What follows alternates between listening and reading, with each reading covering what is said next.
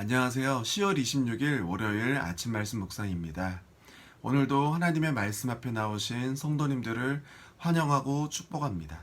함께 하나님 말씀 가운데에 은혜의 풍성이 누리는 오늘 하루가 되시길 바라고, 그리고 오늘도 하나님의 말씀을 따라가는 우리 성도님들 되시길 바라며 오늘 함께 말씀 읽으시겠습니다.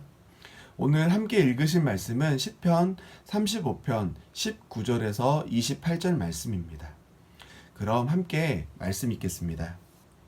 부당하게 나의 원수된 자가 나로 말미암아 기뻐하지 못하게 하시며 까닭없이 나를 미워하는 자들이 서로 눈짓하지 못하게 하소서. 무릇 그들은 화평을 말하지 아니하고 오히려 평안히 땅에 사는 자들을 거짓말로 모략하며 또 그들이 나를 향하여 입을 크게 벌리고 하하 우리가 목격하였다 하나이다. 여호와여 주께서 이를 보셨사오니 잠잠하지 마옵소서. 주여 나를 멀리하지 마옵소서. 나의 하나님 나의 주여 떨치고 깨셔서 나를 공판하시며 나의 송사를 다스리소서. 여호와 나의 하나님이여 주의 공의대로 나를 판단하사 그들이 나로 말미암아 기뻐하지 못하게 하소서. 그들이 마음속으로 이르기를 아하 소원을 성취하였다 하지 못하게 하시며 우리가 그를 삼켰다 말하지 못하게 하소서. 나의 재난을 기뻐하는 자들이 함께 부끄러워 낭패를 당하게 하시며 나를 향하여 스스로 뽐내는 자들이 수치와 욕을 당하게 하소서.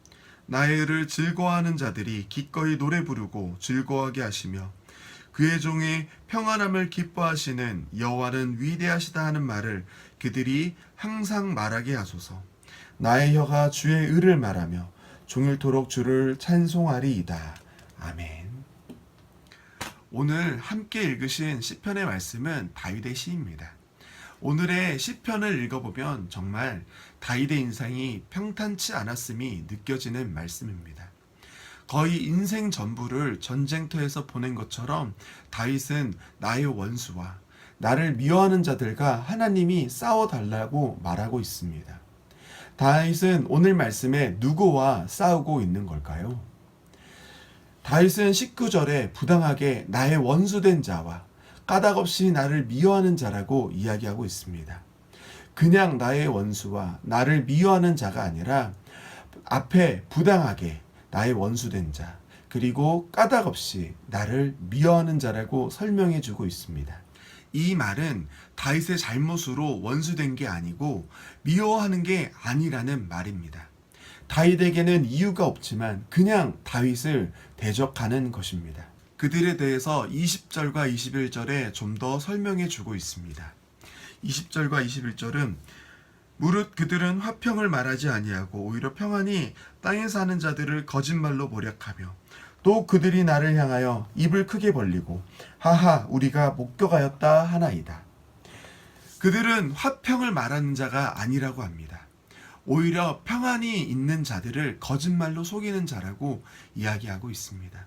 그리고 거기에 더해 다윗을 비웃는 자들입니다. 우리가 이런 자들을 만나면 어떨까요?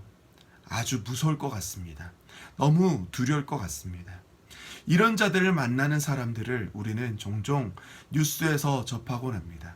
바로 연예인 뉴스 중 악플로 인하여 비극적 선택을 하는 사람들이 있습니다. 얼마나 힘들고 무서우면 그런 선택을 하게 되는 걸까요? 지금 다윗도 자기 잘못도 아닌데 이유 없이 부당하게 자기를 미워하고 원수된 자들이 이렇게 거짓말하고 비웃고 비난한다는 겁니다. 수없이 많은 전쟁을 나갔던 다윗에게도 이 문제는 쉬운 문제가 아닌 겁니다. 이 어려운 상황에 다윗은 이 문제에 어떻게 반응합니까? 바로 하나님 앞에 나아가는 방법으로, 하나님을 의지하는 방법으로 이 문제에 반응하고 있습니다. 22절과 23절에 그는 이렇게 고백합니다.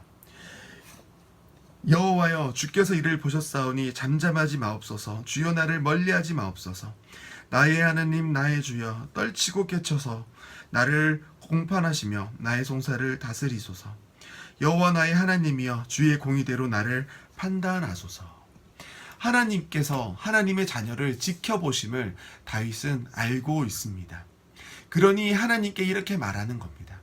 그리고 하나님이 다윗을 그리고 다윗의 원수된 자를 다 보셨으니 이제 공의로 판단해 달라고 이야기하는 겁니다. 만약 쌍방 과실인데도 하나님 앞에 나아가 공의로 판단해 주세요 하면 어떻게 될까요? 원수도 하나님께 벌을 받겠지만 내가 잘못한 부분은 나도 벌을 받게 될 겁니다. 그런데 다윗은 하나님께 당당히 나아갑니다. 나를 공판하소서, 나의 송사를 다스리소서, 주의 공의대로 나를 판단해 달라고 하고 있습니다. 어떻게 사람이 이렇게 하나님 앞에 나아갈 수 있을까요?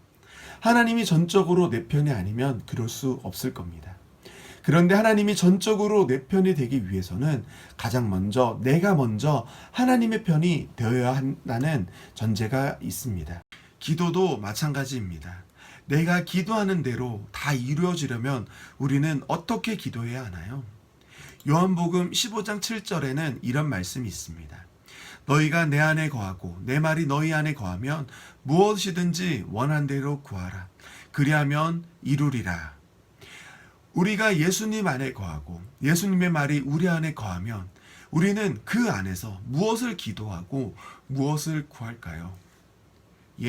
예수님의 마음으로 예수님의 뜻으로 기도하고 구하게 될 것입니다. 그런 것처럼 우리가 먼저 하나님의 편이 되어야 합니다. 하나님의 뜻대로 살아야 합니다. 그렇게 살다 보면 하나님의 사람을 방해하는 원수가 미워하는 자들이 생겨날 수도 있습니다. 하지만 우리가 하나님의 편이기 때문에 하나님이 우리를 도와주실 것입니다. 하나님이 우리를 판단해 주실 것입니다. 그리고 결국 다윗이 마지막에 고백한 것처럼 나의 혀가 주의 의를 말하며 종일토록 주를 찬송하리이다. 이런 고백이 우리의 삶 가운데 있을 것입니다. 오늘 하루도 모든 순간 하나님의 편에서 살아가시는 하나님 안에서 기쁨의 찬양이 넘치는 성도님들이 되시기를 바라며 오늘 말씀을 마치겠습니다. 함께 기도하시겠습니다. 하나님 아버지, 오늘도 새로운 하루를 열어주시고 그 하루를 하나님의 말씀으로 시작하게 하심을 감사합니다. 하나님 허락하신 오늘을 우리가 하나님의 사람으로 살아갈 수 있도록 우리에게 힘과 능력을 더하여 주시옵소서. 저희들 하나님을 믿는 자녀로 세상에서 살아갈 때 때로는 하나님을 믿는다는 게 이유가 돼서 세상의 공격을 받을 때가 있습니다. 그때 저희들 세상과 싸우는 게 아니라 하나님 앞에 나아가는 싸움을 하게 도와주시옵소서.